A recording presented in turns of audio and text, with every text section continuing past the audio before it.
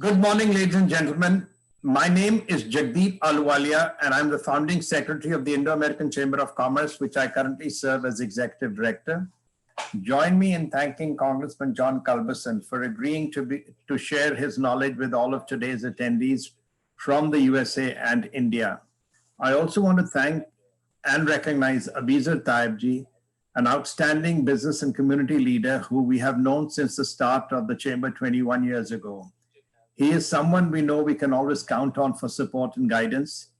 He not only sponsored today's program, but also encouraged his very accomplished son, Quresh, to moderate the conversation in our ongoing effort to engage with the next generation. I want to start off by introducing our Chamber Executive Committee, our board, our director, and our advisors. Today's webinar will be recorded and the recording will be shared later. We are live on our Facebook page and on the Facebook pages of India House, the Indian Doctors Association, Seva International, and Ravi Brahmbhatt's Facebook page. Ravi is a very good partner for the Chamber. We are proud to be serving the business community for over 20 years, and we work closely with our sister chambers and associations. On behalf of the Chamber, we thank our collaborating organizations today, IDA and the Houston West Chamber of Commerce, our partner organizations who help promote today's event, and our media partners. I want to thank today's sponsor, ShipCom, for their support. We want to thank our long-term sponsors whose support helps us to continue to serve our community, Brass Inc., Lyondell Bissell, Piping Technology, and ShipCom, and recognize Shell for supporting our Women Mean Business and Shell Distinguished Lecture Series. Our next Women Mean is on December the 15th. It is now my honor and privilege to invite Tarush Anand, the President of the Chamber and Chairman of our board, to welcome you. He is an attorney by profession, a partner at the law firm of Brown Sims, where he practices civil litigation. He has represented a broad range of domestic and international businesses in various types of business disputes across the country. Help me in welcoming the chairman of our board and president, Tarush Anand. Thanks, Jagdeep. Good morning, everyone, and welcome to today's webinar. Another event where we stare at our screens instead of staring at each other in person and shaking hands, but that's the card we're dealt, and so I think that's the hand we play. But we make the most of it, and we continue to have, I think, great speakers. So I am very, very grateful to today's speakers for joining us today and giving us what I'm sure will be a very engaging and informative seminar.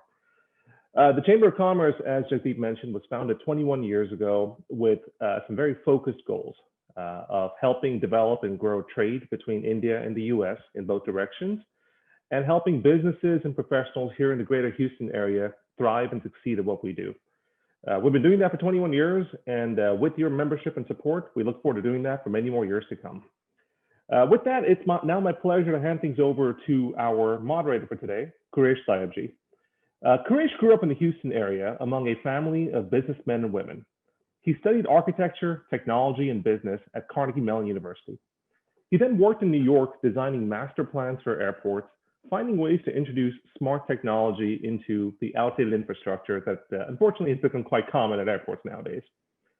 Then around 2019, Quresh found himself back here in Houston to join his father's company, ShipCom Wireless. There, he spearheads the Internet of Things division for the business and focuses his efforts around smart buildings, occupancy tracking, environmental monitoring, and cold chain compliance. A young man with some great background and a bright future. It's my pleasure to welcome Quresh Taibji. Thank you so much. Hello, everyone. My name is Quresh Taibji. Of course, great to be here. And thank you so much for the Indo-American Chamber of Commerce for allowing me to moderate this conversation alongside the former congressman. I do want to introduce the Congressman John Culberson for allowing us to talk about space exploration within, between the past of what we've done in the space race, and of course, what we are about to do in the future, and especially with the convergence of both the commercial and public sector as well. It is my honor to introduce Congressman John Culberson. if you would like to present yourself, sir. Good morning. Good morning. It's good to be with you. I thank you for the invitation today to join you to talk about a couple of my favorite subjects in the space exploration, ocean exploration.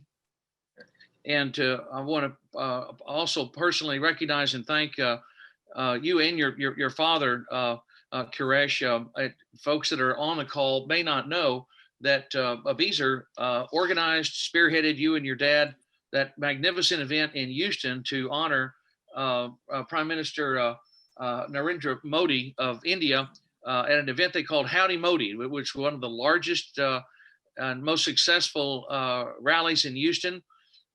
It was an extraordinary event held in the at the Reliance Center in Houston to welcome the Prime Minister to Texas, and was widely recognized as one of the most successful events in the history of the city in welcoming a foreign leader. It was a marvelous event. I was delighted to be there, and I had great admiration for the Indo-American Chamber of Commerce. Had the privilege of being with you at your banquet year before last, and delighted to be with you this morning to discuss again one of my favorite subjects, which is space exploration and ocean exploration. And I understand if you have any questions, folks, you need to submit those, and Quresh will be moderating today's discussion. Sure. And I'm welcome to take, I welcome questions on any aspect of space exploration and ocean exploration. I, by way of background, have served 18 years in the United States Congress, last year, and my prior to that, I served 14 years in the Texas House of Representatives. I've represented West Houston in the Texas House and the United States House, and my time in the Congress, most of that has been spent on the Appropriations Committee. It's often a puzzle to people how the Congress operates. It is a little mysterious at times, but fundamentally, every bill that passes Congress, of course, has to be funded in some form or fashion. And the Appropriations Committee is responsible for funding the annual operations of the federal government. We have jurisdiction over the annual appropriations bill is about $1.3 trillion, an extraordinary amount of money. And that, however, only represents about 33 cents on the dollar of every federal dollar that's spent. The other 67 cents of every federal dollar it goes right out the door automatically to Social Security, Medicare, Medicaid, veterans benefit, principal on the debt, interest on the debt, represents about 67 cents of every federal dollar. And the remaining 33 cents is handled by the Appropriations Committee, and half of that goes to the Defense Department. So essentially the 16 cents of every dollar is what is used to fund the entire operation of the federal government. And I chaired two different subcommittees. One was Veterans Affairs and Military Construction. And then my second subcommittee that I have chaired is Commerce, Justice, Science, which is responsible for funding NASA, the space program,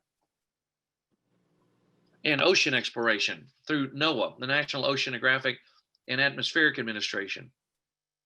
My time in Congress, during my time, I got to had the privilege of becoming a very close friend of Dr. Bob Ballard, who discovered the Titanic and the Bismarck. And the work that Dr. Ballard has done is has been focused on mapping and exploring the outer continental shelf of the United States, the exclusive economic zone, which goes out 200 miles from the United States and includes essentially all of the, there's a vast amount of mineral wealth and incredible amounts of oil and gas out there. And Dr. Ballard's primary mission since he discovered the Titanic has been to map the exclusive economic zone, to catalog its wealth, its wildlife, to help to preserve it and protect it for future generations. And his primary exploration vessel is the Nautilus. And if you go to the Nautilus website, it's nautiluslive.org, O-R-G, and you will be able to see in live in real time what Dr. Ballard and his team are exploring. Dr. Ballard came up with the concept of he's essentially allowing scientists, people all over the world, but in particular, they've got scientists on call at all times, monitoring what the Nautilus is seeing and cataloging on the bottom of the ocean. So when they encounter a geologic structure or a new species of sea life that they're not familiar with, there's always a scientist on call that can help identify that either geologic structure or new form of life. And it's an extraordinary expansion of human consciousness to be able to see in real time what's going on the bottom of the ocean. And Dr. Ballard has pioneered that. And I'll be happy to take questions on his discovery of the Titanic, the Bismarck, and his work on ocean exploration when we move into the question and answer series. I have also been very active, probably one of Congress's strongest and most zealous supporters of the nation's space program. I believe NASA is a national strategic asset that the United States is. We're very blessed to have been able to now bring in the commercial sector. In fact, this weekend I was at the Kennedy Space Center and had the privilege of joining the Vice President, Mike Pence, and his wife Karen, and the NASA Administrator Jim Bridenstine in witnessing the launch of SpaceX's Crew Dragon spacecraft to the International Space Station. We are the first nation on Earth to be able to bring in the private sector, and we are rapidly expanding commercial space exploration, which has immense promise for the future. And I think everyone on the call, every young person who has ever dreamed of exploring unknown worlds, of expanding the boundaries of human knowledge, this is a great time for you to be thinking about joining to work in a commercial space company, whether it be SpaceX or Blue Origin or some of the other many companies that have found a niche, whether it be in cargo, in carrying experiments and carrying people to low Earth orbit. I think it's extraordinary that you in the very near future, it will be essentially commonplace for people to be able to. You will use the commercial space program to be able to go to low Earth orbit in much the same way that we today are when you call a cab, whether we're the yellow cab or red top cab, or to you hire a trucking company to haul freight. The private sector is rapidly expanding its access to space, and the NASA has become under this new model of space exploration a customer to these private companies that are rapidly expanding our access to low Earth orbit, to the moon. We will return to the moon. It will be an American astronaut. The next visit to the moon will be America landed the first man on the moon, and we will be landing the first woman on the moon in this next mission. And that will be mission will be a combination of the U.S. space program, the federal government, working with the private sector. As Administrator Bridenstine pointed out this weekend, in this new era of space exploration, we as taxpayers are going to get our tax dollars will go much farther because we are relying on competition in the private sector to make the access to space less expensive, more efficient, safer, and to and make the payloads far larger and more extraordinary. We will be returning to not only the moon using the private sector, but Elon Musk at SpaceX has a vision for returning, for going to Mars and ultimately he wants to colonize it. I mean, it's an extraordinary time that we live in, and to be able to even think about these things and work on them is just extraordinary. We're about to see in February when the Mars 2020 lander rover touches down on Mars, that we will see for the first time heavier than aircraft fly on another world. The Mars 2020 rover carries a helicopter that I had the privilege of working on to make sure that we, as Americans, were once again the first to fly a heavier than aircraft on another world.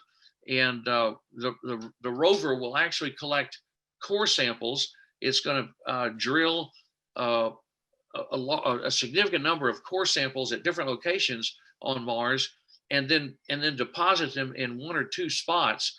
And then in about 6 to 7 years, a second Mars rover will follow, and it will pick up those samples, launch them into Mars, into orbit around Mars, and then return them to the Earth so we can examine them in laboratories.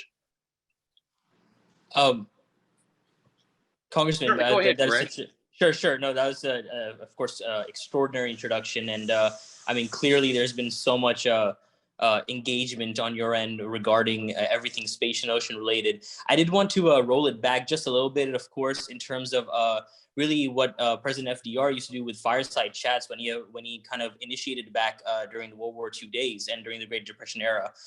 We, of course, want to go ahead and really inspire the younger generation, especially a lot of the audience that is on here this morning, over here, at least in USA and as well as abroad. Good evening to you all as well. Just FYI, if anyone does have any questions to go ahead and post, please do put it down below. Central Time, we'll start with those as well. I did want to ask you a little bit, Congressman. Of course, again, we've gone through so many of your accomplishments, but more importantly, really just kind of the origins of, your upbringing, your family, sort of where you were back in the day, and then of course where you are currently as well. And kind of in lieu with how you were sort of getting towards your passion within the space and ocean industry, especially where back in the 60s and 70s, early 60s, whenever Sputnik was launched by Russia, and then of course we had Explorer out in Explorer 1 out here in USA, really starting the space race, and so that really drove innovation across the US. Any sort of insights onto really the origin story, so to speak, within space exploration? Well, thank you, Koresh. I was born and raised in Houston. Have, as a native Houstonian, always admired the astronauts. I've always loved astronomy and science. I got my first telescope when I was 12 years old. And when I graduated from high school, I bought myself a rather large and really magnificent telescope that I still use to this day. Excuse me. And so it's really kind of a lifelong passion for science. I'm actually a history major in college. I went to SMU in Dallas, Southern Methodist University in Dallas, with a minor in English, and then went on to law school. I was elected to the Texas legislature in my second year of law school in 1986, and then served again 14 years through 2001. Wow. And I was elected to Congress in 2000 and served through last year in the United States House. But my passion for the sciences is really something I guess my parents instilled in me, Koresh, as I know your father and your family have instilled your passion for technology. And I discovered through my grandfather, Thomas Jefferson, who's become my favorite founding father. Thomas Jefferson liked to say that Jefferson always said he liked the dreams of the future better than the memories of the past. And I feel that very strongly. It's one of the many reasons I admire the Indo-American Chamber of Commerce so much, is the Indian American community and the United States has a passion for, and has always been, India has been at the cutting edge of technology, of advancements in medicine, and of course in space exploration. The Indian space program is immensely successful, but the dreams of the future are what has always inspired me. And the space program, I have, it's just one of the most exciting and extraordinary things I've ever had the privilege of working on. And so it's really largely a personal passion that I'm self-taught when it comes to the sciences and the space program. I've been I encourage anyone on the call, just frankly, read all that you can. I'm not a wealthy person. We're we come from, frankly, humble background. I'm not personally wealthy. Every campaign that I've run in, I've been outspent, and we won those elections with shoe leather and hard work. And frankly, this nation, this country is, America. You can do anything you put your mind to. Thomas Jefferson also liked to say, Koresh, he discovered that the harder you worked, the luckier he got, which is so true, so very true. Yeah. No, I mean, of course, just so many things from our founding fathers and the teachings that they have, and how we've, been able to relate to them to today's current state as well. Did want to, of course, go ahead and thank you so much for that background. Just like you, I myself was born in Houston, Texas, but I was an offspring of course, immigrant parents who did come again with a typical story of really quote unquote nothing, and just really made it by working really hard. I think, and I can speak on behalf of a lot of the younger generation that, back in science class, for example, we had, it was really space and beyond, or as Star Trek likes to call it, the final frontier. We used to go ahead and create our,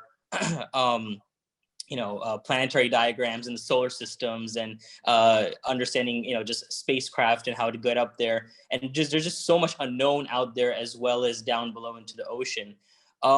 What do you sort of see out there? I know I'll get into it a little bit later down the line, but for the younger generation, the younger folks, to go ahead and start to work within, whether it's NASA, which again is something that everybody comes and sees here in Houston, Texas. It's the first thing that people want to go ahead and see. But, from whether it's internships or whether it's just general teachings for what is going to be there, both in the commercial and public sector. Well, I'm pleased to SpaceX is very seriously considering moving their headquarters to the state of Texas, in particular the Austin area. So I encourage anybody on the call that has a passion for and interest in space exploration and the sciences to very seriously consider looking at the commercial space program. There's tremendous opportunity there. They will be I think SpaceX and Blue Origin are going to play a significant role in the future of America's space program, not only in human exploration, but frankly also in the robotics program as well. Koresh, when we return to the moon, Blue Origin is partnering with Lockheed Martin and NASA, of course, in designing a lander that will touch down on initially they're going to go to the southern pole of the moon, because there's vast quantities of water there. And they're going to be using cutting edge technology that, there's a real need for engineers and scientists who will have the ability to mine the moon, to harvest the water, to produce fuel in the form of hydrogen, to produce oxygen, of course, and then also to produce drinking water. So the moon, a good way to think about the moon, and the reason we're going back there, is the moon is a very shallow gravity well. It's only 3 days away, and it will be essentially a gas station, the first stop in a place to refuel on our way to the outer solar system. And an analogy that I learned in my work on behalf of NASA and the space program that I think is very helpful in thinking about, why are we going back to the moon, and what are we looking for there, is to remember how the first explorers reached the South Pole and Antarctica. They in one season would go about a third of the way there, and they would deposit a large cache of food and fuel and water, and then they would retreat for the year. And then the following year they'd come back, and they would stop at that and pick up supplies and fuel at that first spot, and then they'd go the next third of the way there, deposit supplies, and then retreat. Because Antarctica and space are very hostile, very dangerous environments. So you want to make sure that you've got a fuel depot and a food depot on the way there. So they would then then they would retreat again, and then the final push to the South Pole. When they made that final push, they could stop off at those two supply depots and replenish their water and their fuel and their food. And in exactly the same way, we have to go back to the moon in order to have a gas station on the way to Mars and the outer solar system. But that will be done in partnership. NASA will be a customer and a partner with the private sector, SpaceX, Blue Origin, many other companies, NanoRacks in Houston. There are many companies that work closely with the Johnson Space Center in Houston. And there are great opportunities for young people to be a part of this extraordinary new era of space exploration that we are entering. No, that's wonderful to know. And I did want to mention some of the sort of companies that are out there, such as Sierra Nevada Space Systems and SpaceX, the partnership between Lockheed and Boeing, who of course have been there for very long, and of course Blue Origin and Virgin Galactic as well. Can you give a little bit of a brief history on the, of course we've been focused around NASA, the government, especially since back in the 60s during its formation time periods. And of course, I'll get into that a little bit around the funding statuses as well, which I want to bring up. But how really the trust started to go towards and shift towards these private companies as well. And really the collaboration and teamwork that has, really the leaps and bounds for really future space exploration, and not only space exploration, but for commercial flights that are going to go also be able to go ahead and actually, civilians go out there and just take a trip down to space. That's so true, Koresh. And it's the commercial sector is going to be, for example, we will be able to manufacture semiconductors in space. It is in the weightless environment of space possible using stem cell technology that the commercial sector working with NASA will be able to, for example, grow organs like kidneys or livers or other organs in that weightless environment. I have talked to many doctors and physicians and scientists who have they believe it's going to be in the future routine for the private sector to be able to develop vaccines, new medicines, and literally even grow organs using your own stem cells. Wow. For example, that would be an exact match that you would not you wouldn't worry about your body rejecting the organ in a transplant, because it is your own DNA and your own stem cell that the organ was drawn from your own cells. The ability of the private sector, it opens up just almost limitless possibilities. The NASA, for example, one of the programs that I worked on and helped make sure that this happened is that NASA can now, I needed to change the law and kind of, to help make this possible, but sure. NASA can lease space on the International Space Station in exactly the same way that a commercial real estate company leases space in an office building. NASA is going to, already in the process of leasing one of the docking ports on the space station to the private sector. There are companies that are developing modules that will dock to the space station, and they will then within that module manufacture semiconductors, build using 3D manufacturing techniques, other very complicated and sophisticated devices that can only be built in the weightlessness of space. And so there's literally just limitless possibilities. We're all so very fortunate to be in Houston, Texas, and really Houston and the Johnson Space Center are at the cutting edge of a lot of this work. And it's a great time for a young person to become a part of the space program. And I would encourage them to think about, in particular, not just NASA, think about NASA, but joining one of these commercial space companies that's engaged in this cutting edge and extraordinary work that will, frankly, there are just no limits in the future to what can be done.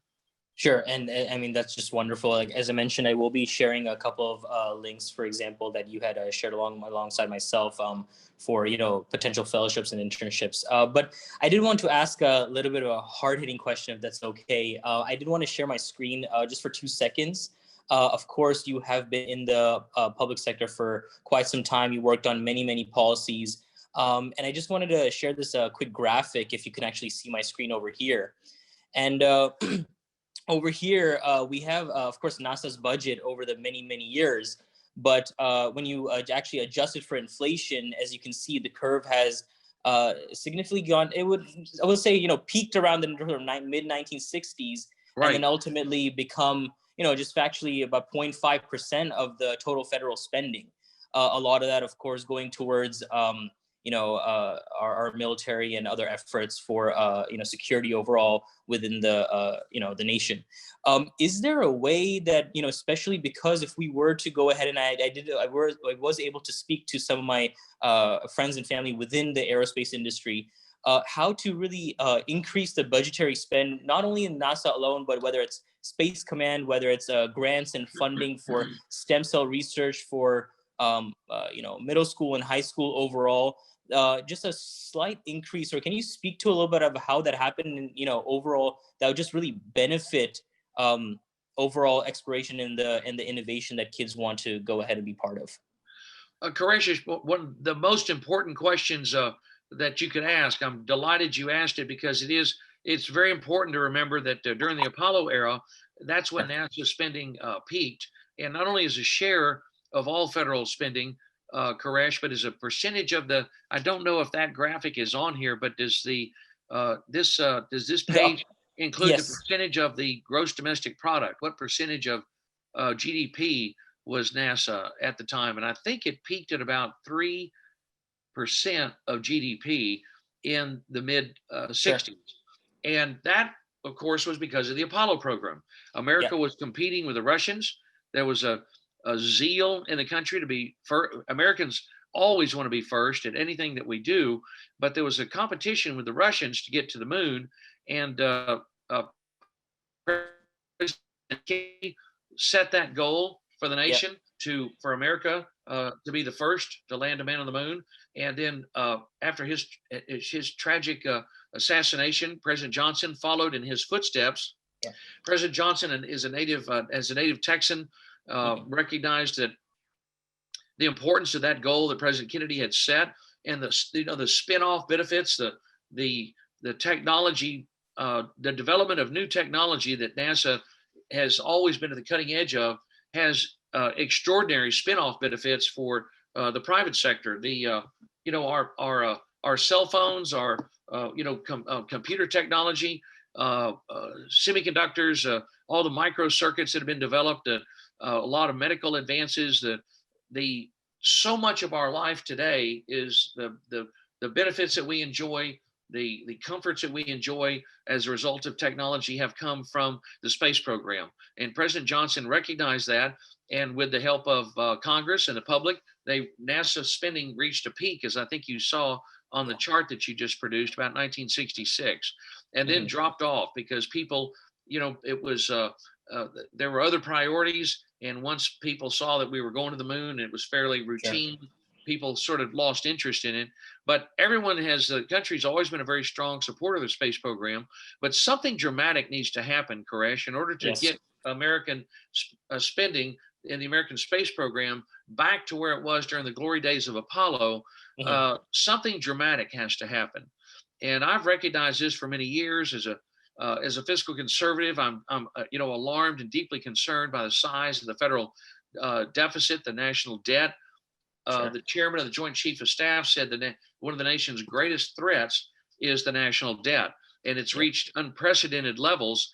And particularly as the Congress, by necessity, had to pass legislation to help the nation get through this terrible pandemic, and so the debt has grown to just incredible levels. And as a result, our productivity as a nation is unparalleled in human history. We as a country will get through this. I'm absolutely confident. But there is increasing pressure on federal dollars to be spent on a wide variety of areas. And NASA's budget, as you correctly pointed out, has not where it was back in 1966. So how are we going to get back there? What needs to happen? I'm convinced there needs to be a civilization level discovery in order to reignite the public's passion for the space program. And that's the reason why I've been such a passionate supporter of a mission to Europa. It is the ocean, it is the second moon of Jupiter. it is an ocean world. Europa is about the size of our own moon, and it has a worldwide saltwater ocean that Wow. is covered by a free floating ice shell, anywhere between 5 to 10 kilometers thick. There's no atmosphere on Europa, but that ocean water is there. Is Europa, Jupiter is so far away from the sun that without an internal source of heat, that ocean would freeze solid all the way down to Wow. the bottom.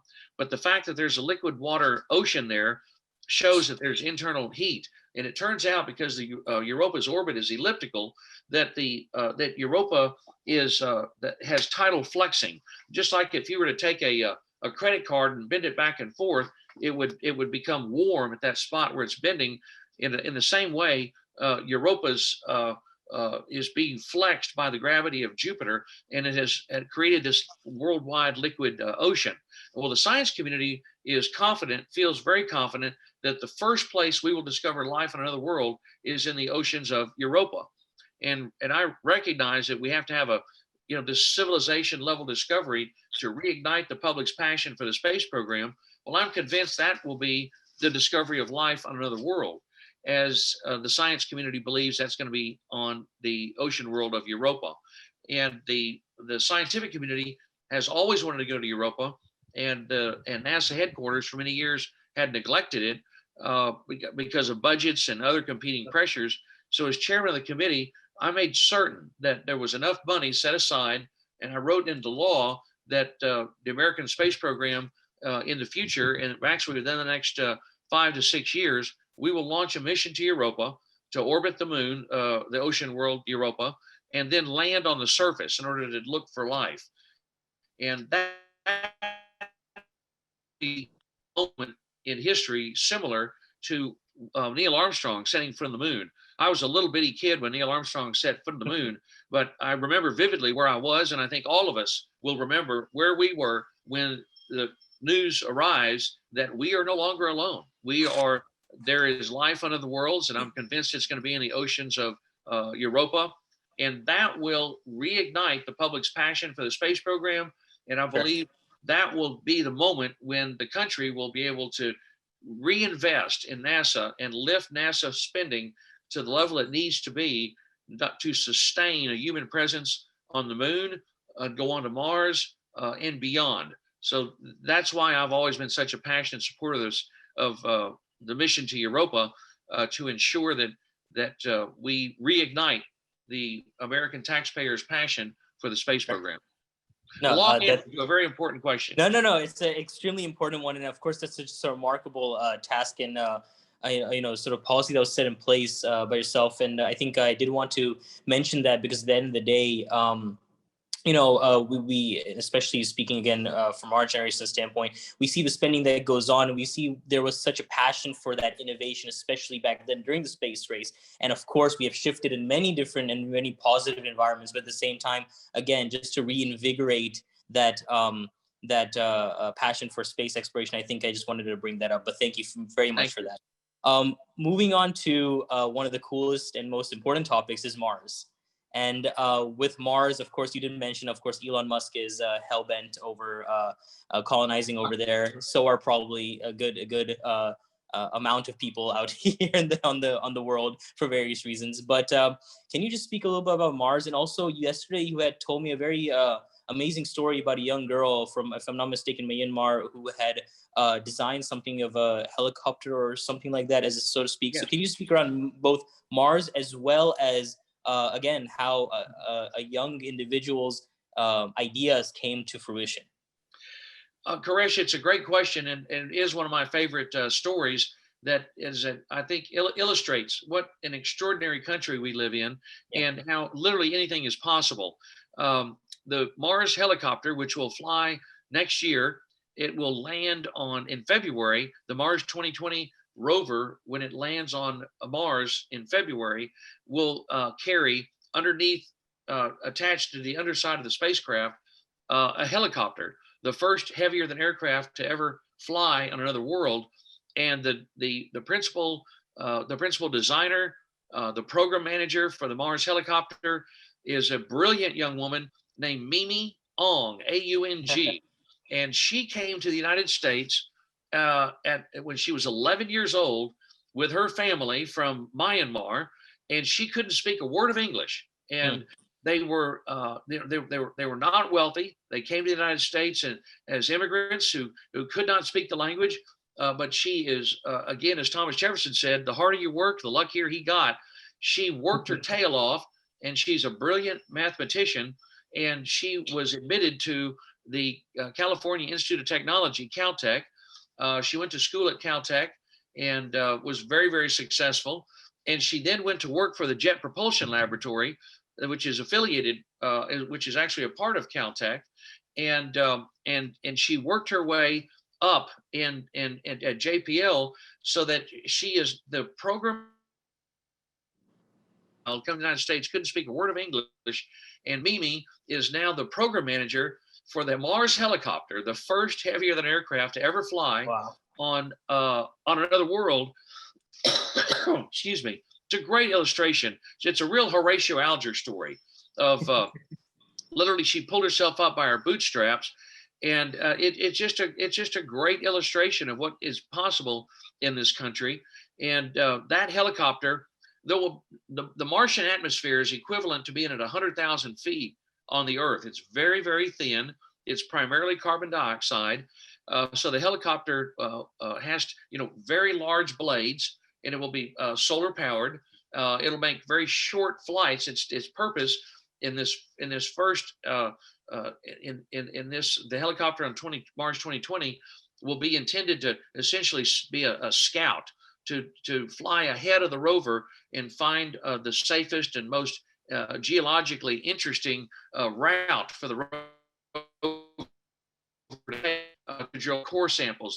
The core samples that'll be drilled are about the length and width of your index finger, and then they will be deposited on the surface. But it's another one of many examples. There, for example, there's an Iranian-born engineer at Jet Propulsion Laboratory. Any of you listening who have ever seen the movie The Martian, there's a great scene in there in The Martian where the astronauts have to, they need to go back to Mars to rescue a fellow astronaut that accidentally got left behind, and they don't have the fuel to do it. So they need to make a slingshot around the Earth to go back to Mars. And if you remember in that movie, there's a great scene where a young engineer at the Jet Propulsion Laboratory is literally, he sits up all night and he figures out, because he is an expert at figuring out these slingshot trajectories.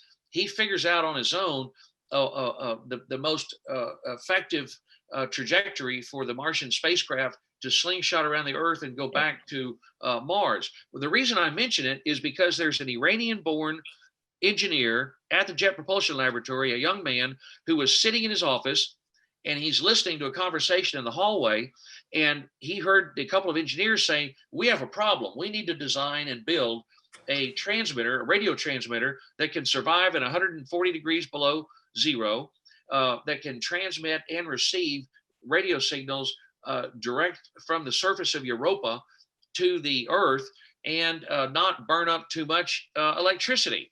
And this kid, he's a young man, I think he's 25 or 26, heard this conversation. He said, "I can do that." Within 24 hours, this kid figured out how to design and build this radio transmitter in the antenna to transmit directly from the surface of Europa back to the Earth. This country, we are so blessed to live in the United States of America and to live in Houston, Texas, in particular, the home of the space program, the manned space program. There's literally no limit to what can be done. And the limits of to me, that's one of the most exciting things about the space program is it fills I think as human beings, all of us have it's in our DNA to want to know what's over the next hill, what's over the next horizon, what are those lights in the sky? And we live in an era where we are answering those questions, fundamental questions of the origins of the universe. Is there life in other worlds? Are we alone? It's just an extraordinary time to be alive. And yes, any one of you listening out there today, if you've ever dreamed of joining the space program, of learning what's over that next horizon, there is no better time to be an American, to be a Texan, to join the commercial sector And Elon Musk, as you asked at the outset, and I'll wrap it up, he's building a privately funded spacecraft. He calls it the Starliner, that he's going to carry people and cargo to colonize Mars. What an amazing time to be alive. And anyone and everyone has an opportunity to participate. If you're a young person, if you love science or engineering, this is the time to think about joining the American space program. No, thank you so much for that. And I do specifically remember that scene from The Martian. Childish Gambino was that young man who went in and solved that out. He's one of my favorite rappers, but he did really well in that. But more importantly, and I'm going to sort of segue slowly into the questions overall from what I did receive a few days back. And then, of course, some I'm getting right now in the chat box as well. And I've been asking it throughout. But regarding the sustainability, there was a young boy who did ask a couple of days ago. He's about 9 years old from Houston. And he wanted me to ask you this. Essentially, to dumb it down and really was asked very simply, rockets use a lot of fuel, a lot. He put a lot in big capital words, essentially. Right. Is there anything being done around renewable energies or green energy sources for, I know it's tough because at the end of the day, you need that much jet propulsion to go shoot something up in the air and then of course beyond, but anything around that, so to speak, for innovative ideas or even anything that's being done right now in the labs?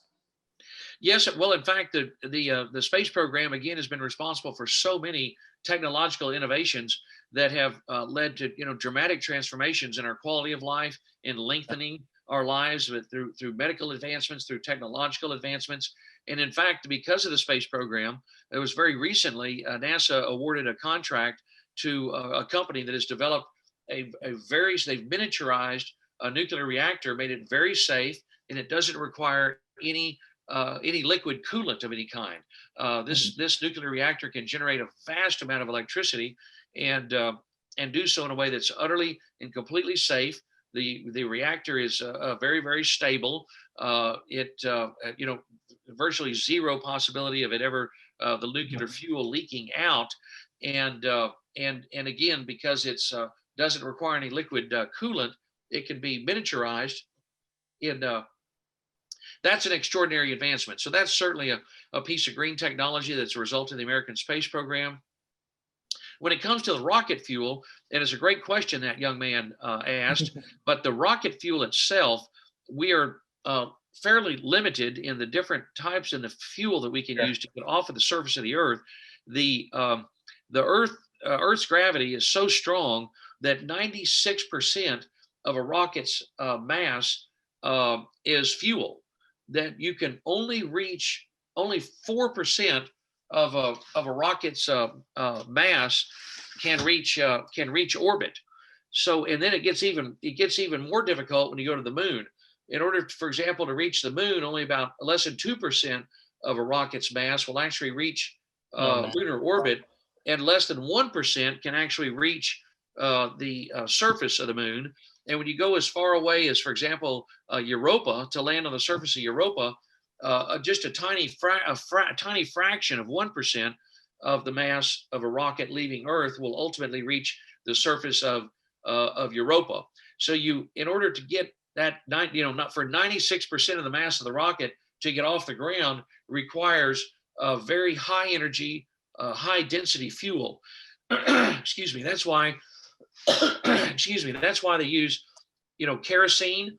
For example, the rocket launch that I saw this weekend with the Administrator Bridenstine and Vice President Pence, we had the privilege of watching the SpaceX Crew Dragon launch from Kennedy Space Center on Sunday night, and it uses kerosene and oxygen.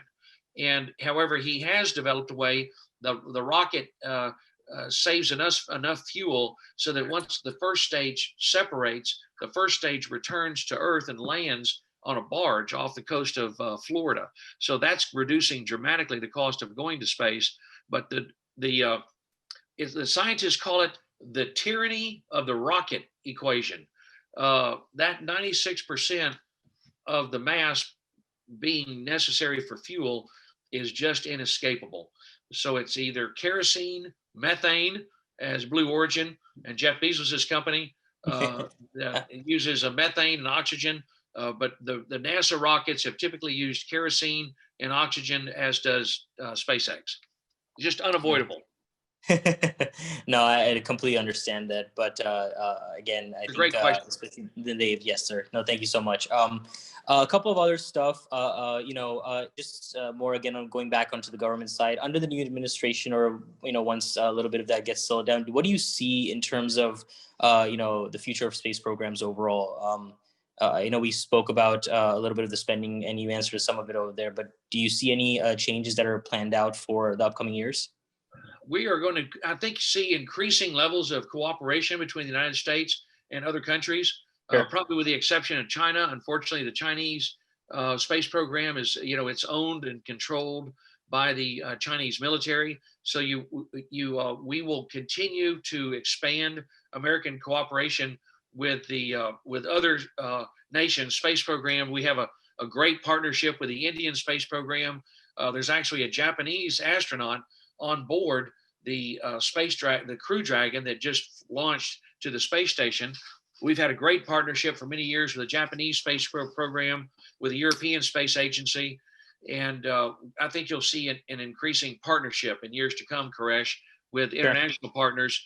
For example, the next Mars mission that will fly to pick up those core samples and return them to the Earth, that will be a partnership between the European Space Agency and NASA. So I think the primary difference you'll see is an increasing partnership with other nations' space programs. And no, thank you so much for that. And how will that be able to really facilitate local entrepreneurship activity across the country, so to speak? Well, there will be there'll be great business opportunities. Or, for example, as a business, if you're in the manufacturing, if you want to manufacture semiconductors or other if you want to build very sophisticated, very small devices using three-dimensional manufacturing techniques, that's going to be an area that the commercial sector is going to be really dominating the future in. And one of the other things that I've had the privilege of working with out in the private sector with Blue Origin, which is a company a space exploration company founded by Jeff Bezos, and who is a founder of Amazon. And Jeff Bezos and I'd spent a fair amount of time with him, and he has a vision for the long-term future of the American space program. He believes, and I think this is actually entirely not only plausible but likely, is that you'll see a lot of heavy manufacturing move off of the Earth into low Earth orbit, and you'll be able to, for example, manufacture using 3D printing large-scale structures on the surface of the moon using the lunar soil.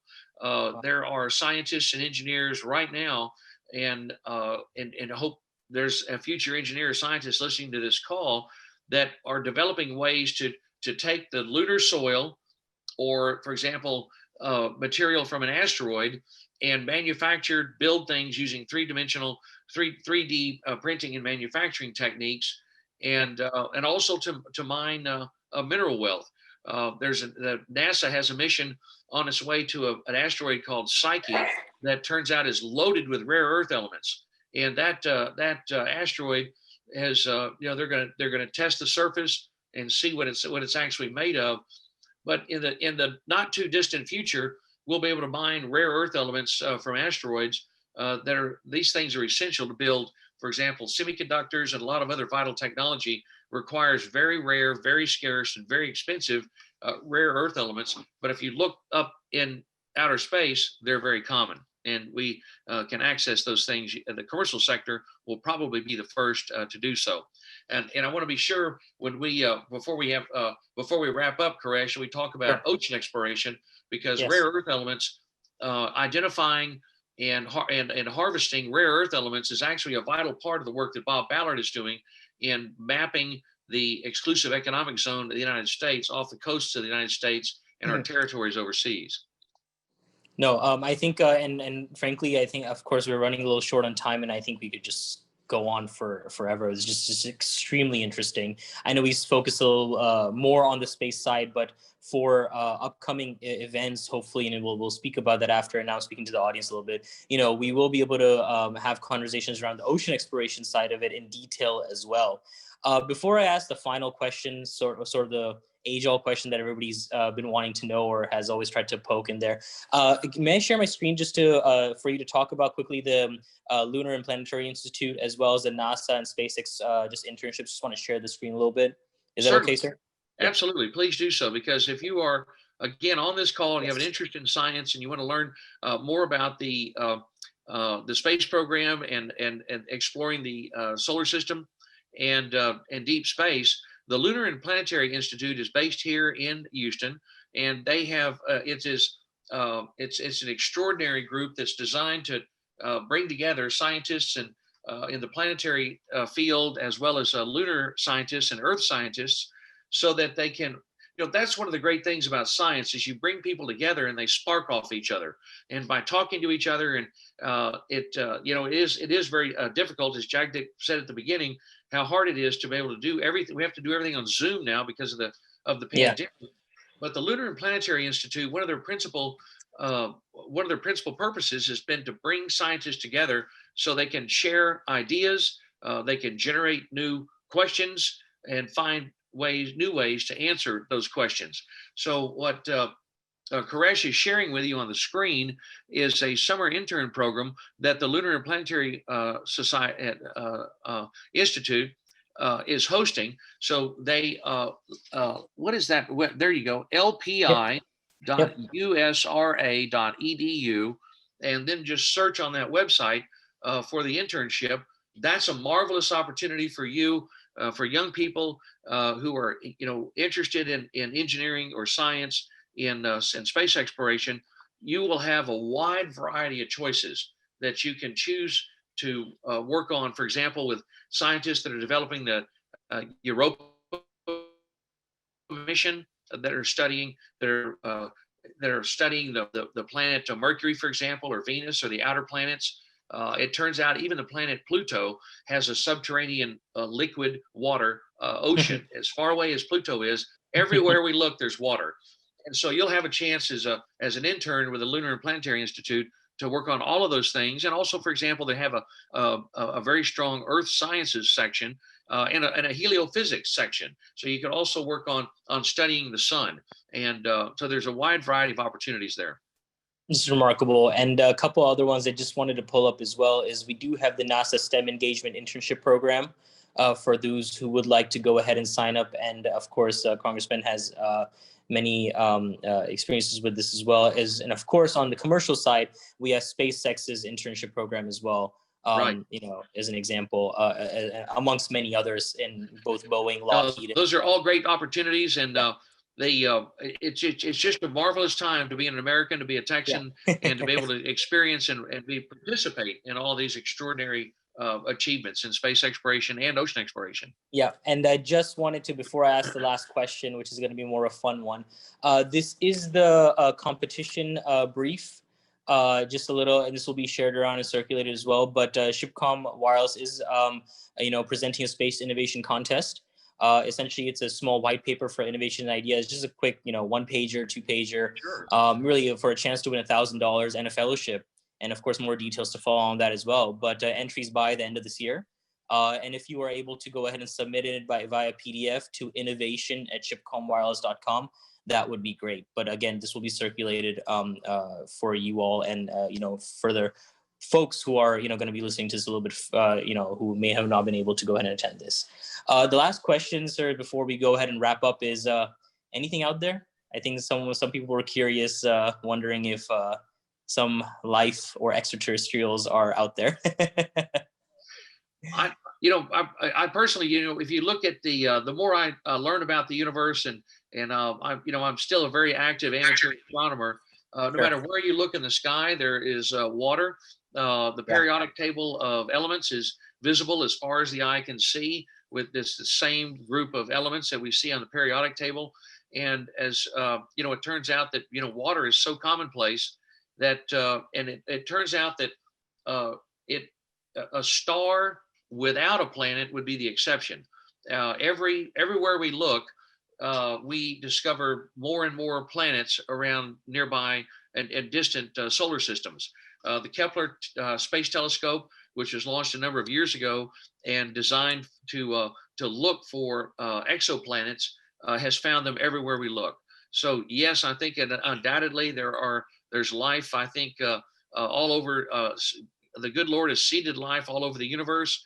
It's going to be in different stages of advancement. It's an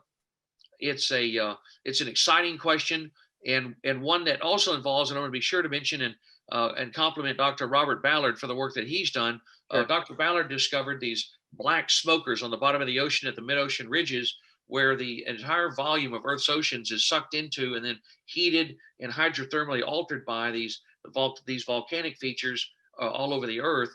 And that has added the chemical elements that are fundamental to creating life to our oceans. So it's a great question, Koresh, and one that we will be able to answer in the years ahead. I think it'll happen first in the oceans of Europa, and I'm immensely proud to have been able to help make that mission become a reality. It's an exciting time to be alive, an exciting time to be an American, an exciting time to be a part of the American space program as the dreams of the future unfold, as Mr. Jefferson said. It's an exciting time. That is wonderful, and as a proud Houstonian and a proud Texan more than anything, I wanted to honestly thank you so much for the time you have given us, all just within the community, as well as, of course, those beyond who will be watching this, maybe as a recording. But thank you so much, Congressman, for your time. And I did want to also just bring it to conclusion to Mr. Jagdeep and Tarush, as well as Abizer, my father, thanking them for the Indo-American Chamber of Commerce of Greater Houston, and for allowing us to have this conversation, which hopefully we will be able to continue moving forward. Thank you. Thank you very much, Thank you again for the invitation. Kuresh, thank you very much, and thank you very much, Congressman. I will be bringing on Abizer Tayebji to make some brief remarks. But before I do that, I just want to share the model of an Indian spacecraft. In 2012, the Houston West Chamber hosted an event with the Department of Commerce, and they had invited the Chamber to participate. And with us was Vivek Singh, the counselor of the Indian Space Research Organization Space Program to the US Embassy, the Indian Embassy in Washington, D.C. So India does have a very robust space program. And the reason I'm bringing it up today, Congressman, is because America is a way far ahead of the curve, I see business opportunities for American businesses in the space program to reach out through the chamber, through the consulate, to organizations like ISRO in India and to businesses supporting them to enhance our exports of technology and knowledge. What we will do through the set up a meeting with the Indian Consul General, with Abizer in the conversation, to see how we can move that forward. Once again, this is a model of the PSLV that is part of the Indian space program. With that, I want to hand over to Abizer Tayebji, who has been a member and a supporter of the chamber right from the beginning. He has been and is one of the pillars of the community in Houston. He was one of those rare people, one of just 77 people who were invited to have dinner with President Trump at the presidential palace in Delhi when President Trump visited India earlier this year.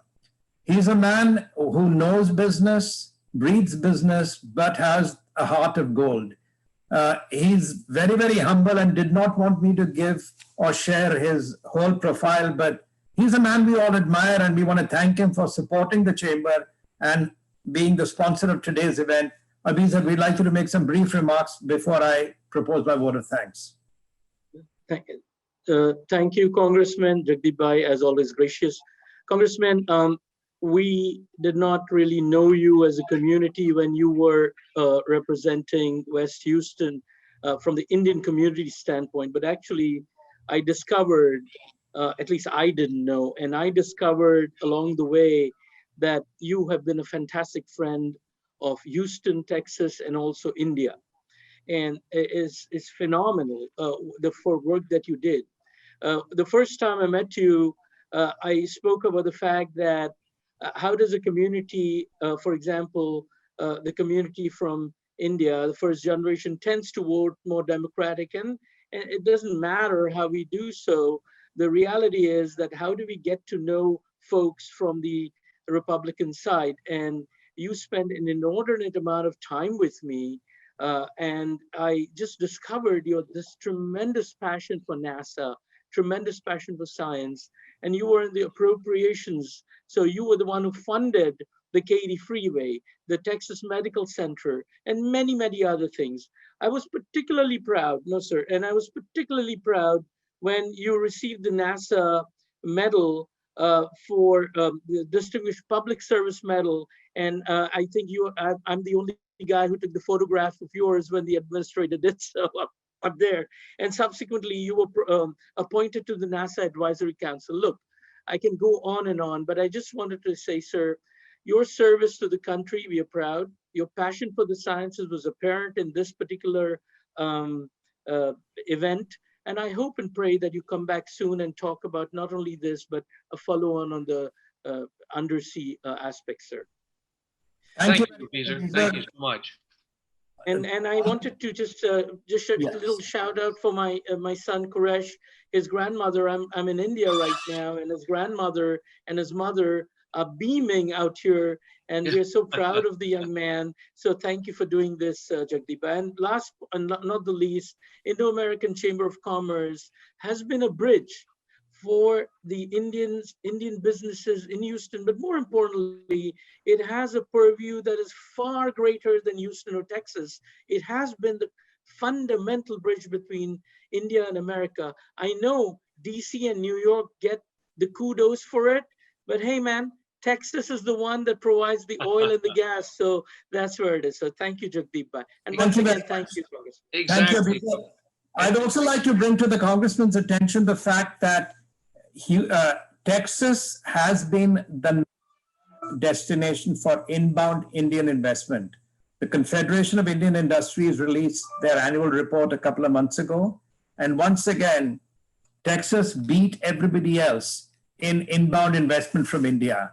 So with the Howdy Modi event last year, every man and woman of Indian origin across the world knows about Houston. We are not just cowboy, we are not just oil and gas, we are healthcare, and we are the best place on earth to live in.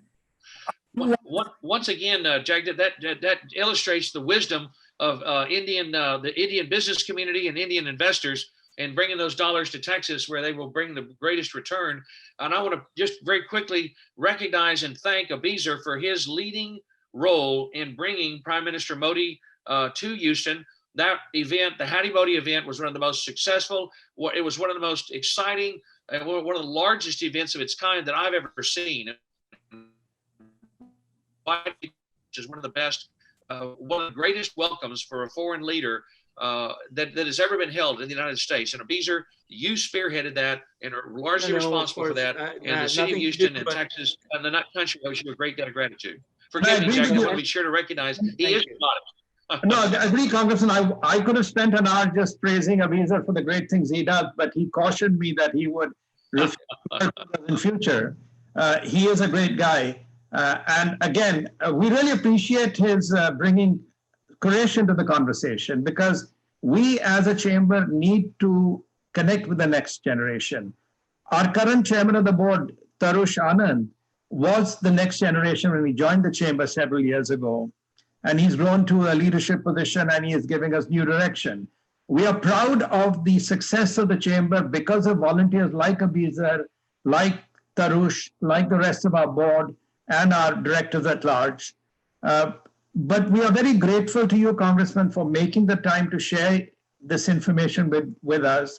I will be setting up that meeting with the Consul General. What I will do is I will share the recording of today's event with him to give him some background, some context, and then we'll set up a Zoom meeting with him, or maybe an in-person meeting if things improve.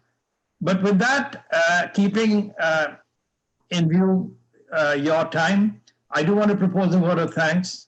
But before I thank anybody else, I want to thank Bhavna Kalyan Bagga, who makes these webinars work. Thank you, Bhavna, for all your great work.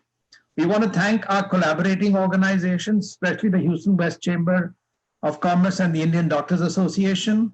I want to thank Seva International, the Indian Doctors Association, all the other organizations that today were broadcasting live on Facebook. I want to thank Ravi Brahmbhatt for his support of everything we do. I want to thank all our sister organizations who help get the word out, our media partners who get the word out through their media. I also want to invite you to our upcoming events, the next one being our Women Mean Business event. We also have an event focused on immigration led by Charles Foster, and an event on the PPP forgiveness program led by two very eminent CPAs. We're also planning several events in the month of December, one to recognize the work of Judge KP George for the great work he's done in Fort Bend County.